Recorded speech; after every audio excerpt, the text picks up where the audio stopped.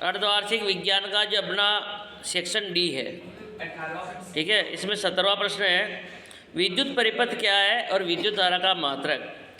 विद्युत परिपथ वह पूर्ण मार्ग है जिसमें विद्युत धारा प्रवाहित होती है, यानी जिस मार्ग से विद्युत धारा बहती है वो क्या होता है, विद्युत परिपथ। इसमें विद्युत स्रोत बहुत सारे और अवयव लगे होते हैं।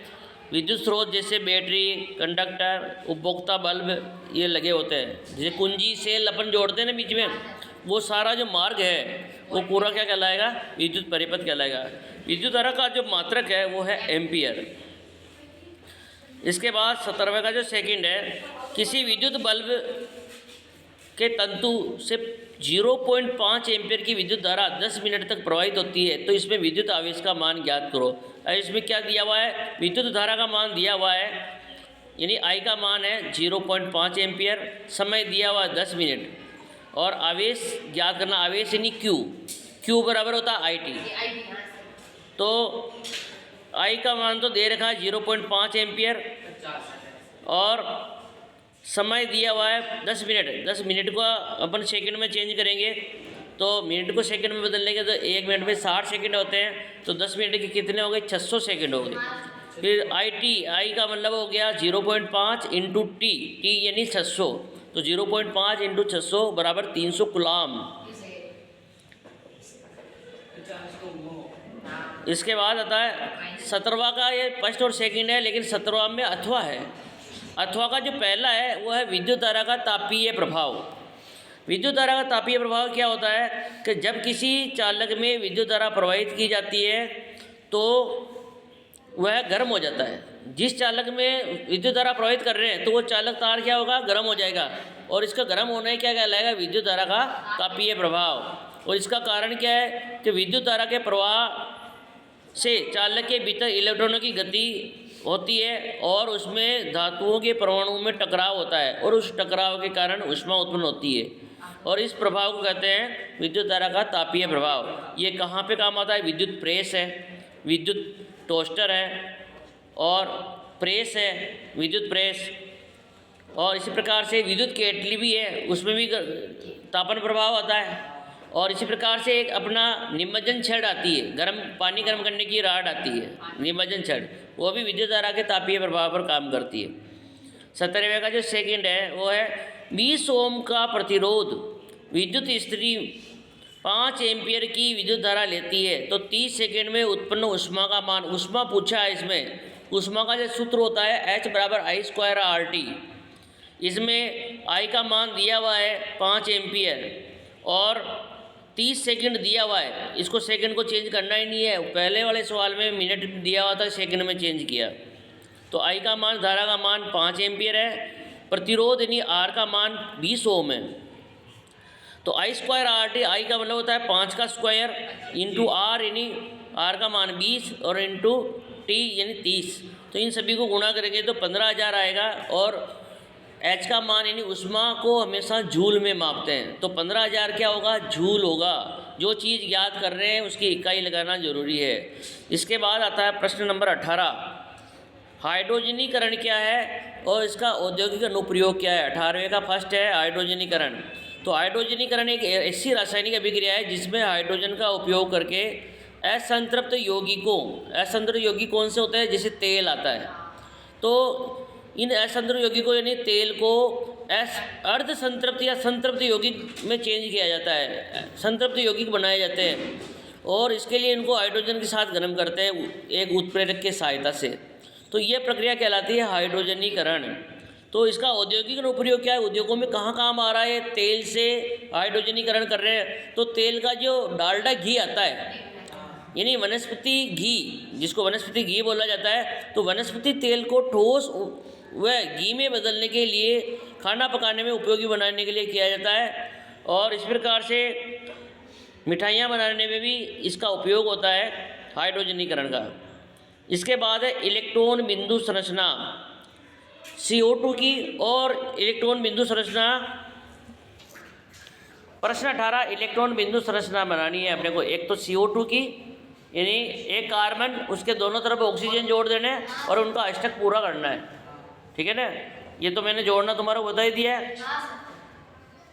तो कार्बन का, और एक और इसमें दिया हुआ है कार्बन के अलावा प्रोपेनॉल, नॉल OH समूह लगा हुआ है इसमें, तो C3H7OH इसका सूत्र है। इसमें 3 कार्बन 8 हाइड्रोजन और 1 ऑक्सीजन है, और इसके द्वारा भी अपन इनको क्रिया कर लेते हैं और इनका इलेक्ट्रॉन बिंदु संरचना बनेगा।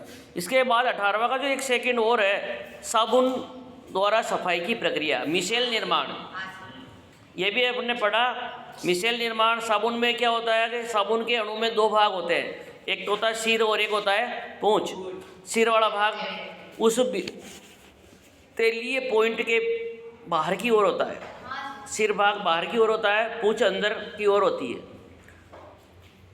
तो साबुन और डिटर्जेंट अणु में एक सिर हाइड्रोफिलिक यानी जो पानी से क्रिया कर लेती है, जल रागी बोलते हैं उसको, और दूसरा सिरा होता है हाइड्रोफोबिक यानी जल विरागी। हाइड्रोफिलिक और हाइड्रोफोबिक तो इंग्लिश शब्द है, इनको अपन हिंदी बोलते हैं जल रागी यानी जल से क्रिया करने वाला। जल विरागी जो जल से क्रिया नहीं करता है और कार्बनिक पदार्थ से यानी तेल से क्रिया कर लेता है। पानी जल तेल से क्रिया नहीं करता डायरेक्ट, इसलिए तेल से क्रिया करने का काम जल विरागी सिरा करेगा, साबुन का एक अणु। तो इस प्रकार के साबुन के सारे अणु उसके गंदगी के चारों ओर जमा हो जाते हैं और जमा होकर एक संरचना बनाते हैं जिसका नाम है मिशेल। तो जब साबुन पानी में घुलता है तो वह गंदगी के तेल के कणों को चारों ओर से घेर लेता है, जिसे मिशेल कहते हैं, और ये मिशेल गंदगी को पानी में स्थिर कर देती है और उसको आसानी से धो देती है, और इस प्रकार से साबुन साफ सफाई का कार्य कर लेता है और पानी और तेल के बीच का मिश्रण बना देता है। इसका सेकंड प्रश्न है कार्बन के 2 गुण।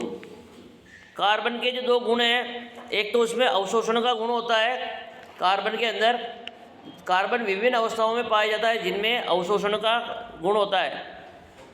एक होता है अधिक संयोजकता, कार्बन की कुल 4 संयोजकता होती है। कार्बन की बहुत सारी विशेषताएं हैं। वैसे तो कार्बन परमाणु जुड़कर एक श्रृंखला का निर्माण कर सकते हैं।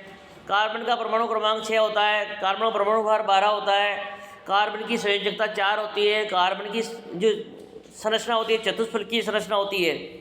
ठीक है, एक कार्बन 4 अन्य कार्बन परमाणु से जुड़ सकता है। लास्ट अंतिम प्रश्न है 19वां प्रश्न, उदासीनीकरण किसे कहते हैं और इसका एक उदाहरण दीजिए। उदासीनीकरण कब होता है? जब अम्ल और क्षार आपस में क्रिया करते हैं और लवण और जल बनता है और इसमें अम्ल और क्षार दोनों के गुण नष्ट हो जाते हैं, इसे उदासीनीकरण कहते हैं।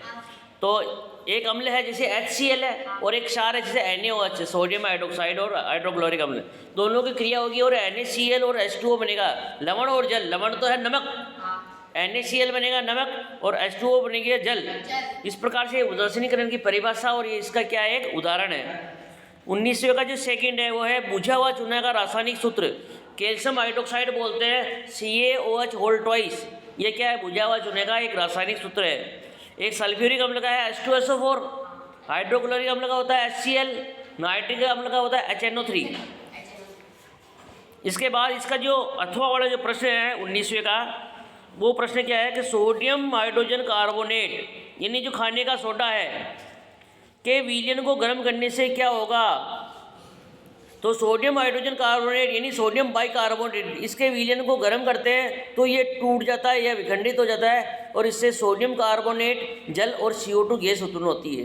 तो NaHCO3 इससे बनेगा Na2CO3, सोडियम कार्बोनेट बनेगा यानी दोने का सोडा प्लस जल H2O प्लस CO2 यानी कार्बन डाइऑक्साइड गैस। इसका जो सेकंड है वो है क्रिस्टलन जल से आप क्या समझते हैं, यानी क्रिस्टलन जल क्या होता है और दोने के सोडे में जो अणु है उसमें क्रिस्टलन जल की मात्रा कितनी है। क्रिस्टलन जल वह निश्चित मात्रा में जल में होता है, यानी क्रिस्टल क्या होता है कि जल की वह निश्चित मात्रा जो पदार्थ के क्रिस्टल संरचना के भीतर जुड़ा होता है। धोने का सोडा होता है उसमें क्रिस्टलन जल की मात्रा यानी उसमें जल के कितने अणु होते हैं? 10 अणु होते हैं। धोने का सोडा सूत्र होता है NaHCO3.10H2O यानी जल के 10 अणु है इसके अंदर। इसी के साथ ये पेपर समाप्त अर्धवार्षिक।